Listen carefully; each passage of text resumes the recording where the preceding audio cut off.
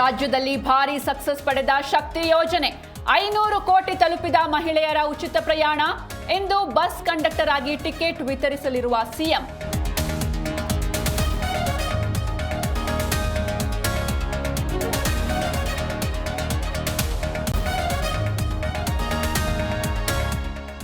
ಇಂದು ಭೂಮಿಯತ್ತ 4 ಗಗನಯಾತ್ರಿಗಳು.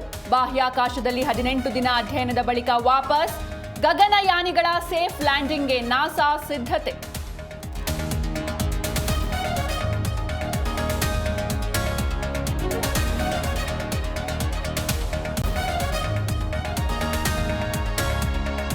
ಶರಾವತಿ ಹಿನ್ನೀರು ಭಾಗದ ಜನರ ಕನಸು ನನಸು.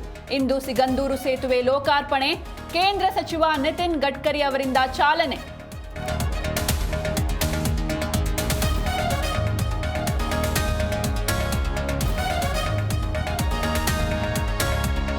ಭದ್ರಾ ಬಲದಂಡೆ ಕಾಮಗಾರಿ ವಿರೋಧಿಸಿ ಹೋರಾಟ.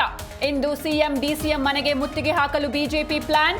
ರೇಣುಕಾಚಾರ್ಯ ನೇತೃತ್ವದಲ್ಲಿ ಪ್ರೊಟೆಸ್ಟ್.